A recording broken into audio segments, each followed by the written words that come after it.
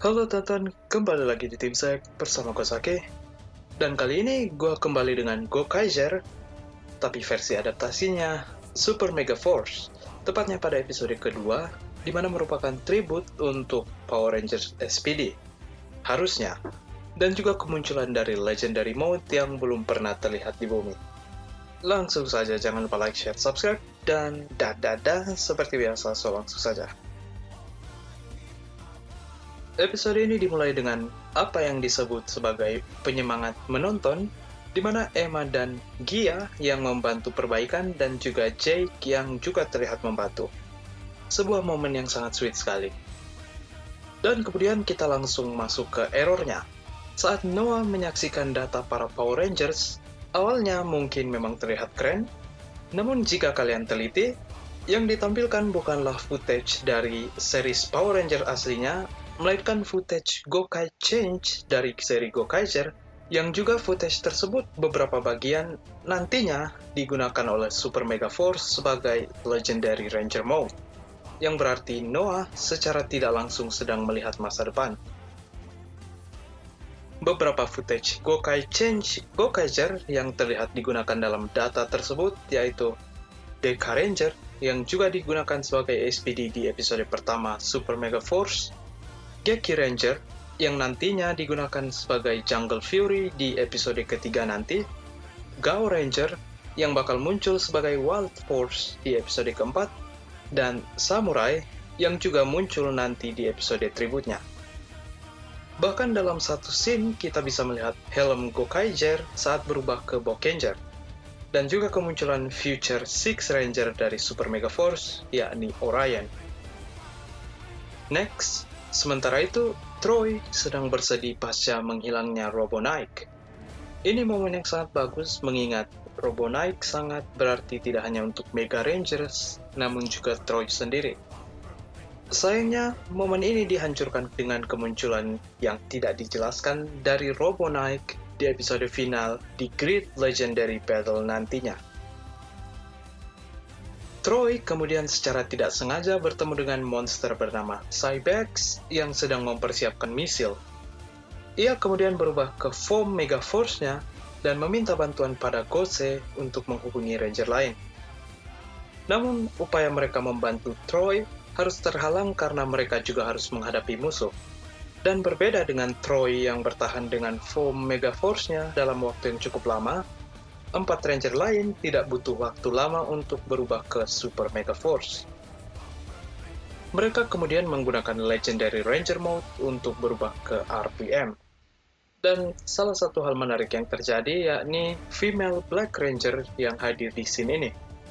Walaupun hanya berupa mode, hal ini cukup berimpact pada kehadiran Female Black Ranger lain, khususnya di Power Rangers, karena di versi Sentai-nya hal ini belum benar-benar terjadi.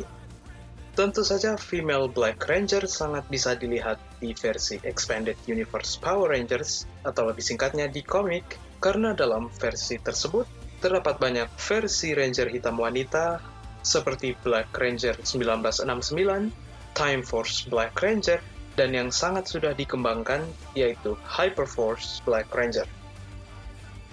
Dan juga serangan roda tangan berputar dari RPM yang cukup keren, sampai-sampai juga dimunculkan ke versi Sentai-nya yaitu Goja. Perubahan mereka menjadi lebih gila lagi karena Gosei mengatakan bahwa mereka bisa berubah menjadi Ranger yang belum pernah terlihat sebelumnya, yang membawa kita ke Squadron Mode aka Die Ranger.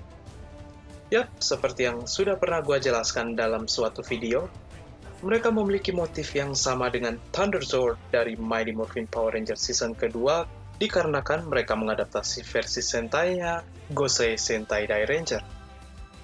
Namun sejauh ini pada versi Power Rangers, mereka tidak memiliki hubungan sama sekali. Dan sampai sekarang, Squadron Mode belum memiliki kejelasan tentang bagaimana mereka muncul dan bagaimana mereka sangat mirip dengan Mighty Morphin White Ranger. Dan dengan kemunculan Ranger Mode ini, kita bakal melihat perubahan Ranger yang menjadi lebih gila lagi di episode yang akan datang. Dan setelah sekian lama tetap dalam Foam Mega Force-nya, Troy akhirnya berubah ke Foam Super Mega Force-nya. Dan tidak butuh waktu yang lama, ia kemudian menghancurkan misil tersebut dan bergabung bersama teman-temannya menghadapi Cybex. Mereka kemudian berubah ke Ranger yang harusnya menjadi tribut, yaitu Power Ranger SPD. Mereka bahkan menggunakan finisher-nya juga. Dalam Legendary Megazord, seperti yang Noah dan Gosei katakan, mereka kemudian mendapatkan full power dari SPD yang menghasilkan Delta Runner Zord dan membentuk Legendary SPD Megazord dan mengalahkan musuhnya dengan SPD Final Strike. Dan setelah mendapatkan kekuatan SPD, pada endingnya, Noah mengatakan pertarungan dengan Armada baru saja dimulai. Ini merupakan note untuk Sky Tate, Blue SPD Ranger, yang mengatakan hal yang hampir mirip dalam episode SWAT ketika SPD Rangers baru mendapatkan upgrade SWAT Mode. Dan sepertinya inilah yang membuat episode ini menjadi tribute untuk Power Ranger SPD. Yuk, mungkin itu saja untuk video kali ini. Gimana pendapat kalian tentang Super Mega Force di episode kedua ini? Baguskah atau absurdkah? Tulis saja di kolom komentar di bawah. Kalau kalian punya request, tulis juga di kolom komentar di bawah. Dan seperti biasa, komen, like, share, dan subscribe. Zaki dari Tim Sek, selamat menunaikan ibadah puasa, and until next time, bye!